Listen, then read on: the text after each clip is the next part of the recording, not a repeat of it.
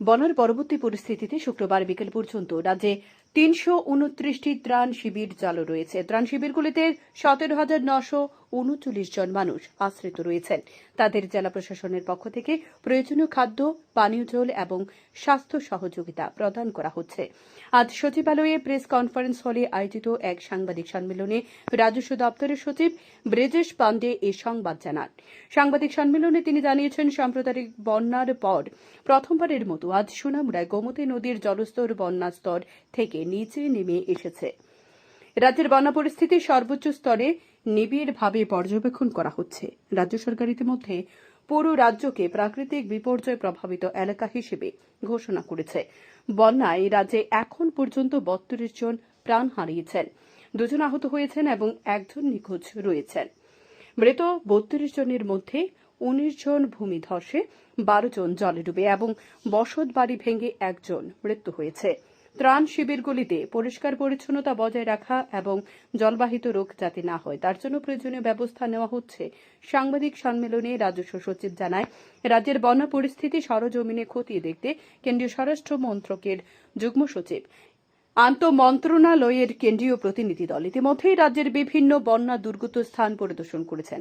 আন্তঃমন্ত্রণালয়ের কেন্দ্রীয় প্রতিনিধি দলটি আজ বন্যায় ক্ষয়ক্ষতির মূল্যায়ন জন্য সিপাহীজলা এবং খোয়াই জেলার ক্ষতিগ্রস্ত এলাকাগুলি পরিদর্শন করেন। রাজস্ব সচিব জানান, বন্যা পরবর্তী পরিস্থিতিতে এখন পর্যন্ত রাজ্যের ৪,৭৩৪টি বিদ্যালয়ের মধ্যে ৪,৫৯০টি বিদ্যালয় খোলা রয়েছে।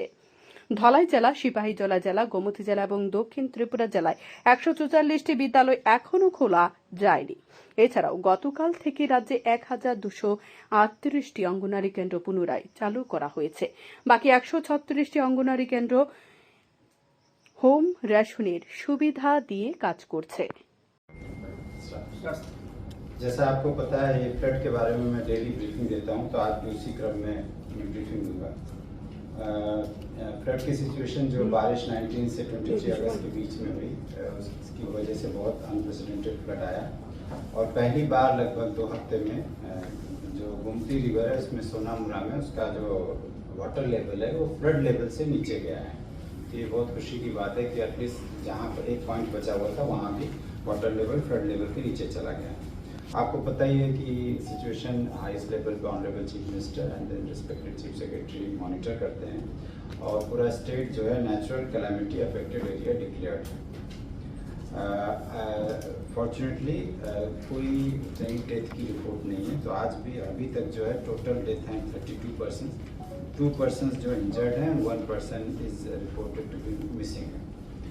इनमें से जो 32 डेथ हुई हैं उसमें से 19 जो डेथ हैं वो है लैंडस्लाइड की वजह से, 12 डेथ हैं ड्राउनिंग की वजह से और एक जो डेथ हुई है कोलैप्स ऑफ घर कोलैप्स कर गया पर्सन पे, जिस व्यक्ति पे, उसकी वजह से हुई है।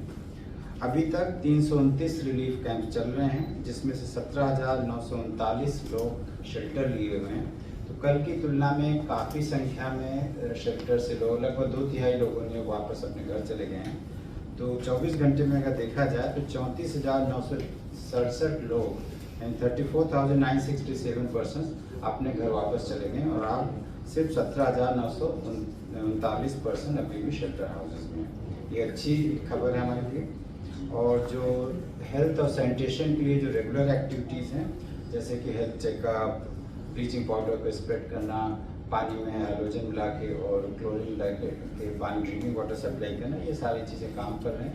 शेल्टर हाउसेज में वहाँ खाना और भोजन जो भी ज़रूरत होती है उसके हिसाब से डिस्ट्रिक्ट एडमिनिस्ट्रेशन काम कर रहा है और वहाँ पर प्रोवाइड कर रहा है। आपको मालूम होगा इंटर मिनिस्ट्रियल सेंट्रल टीम आई हुई है, जिसको चेयर कर रहे हैं Shri BC Joshi, joint secretary ministry of home affairs के 6 मेंबर टीम है। ये टीम कल जो है साउथ त्रिपुरा जिले में और गोमती जिले में भ्रमण किया था। उन्होंने ऑन द स्पॉट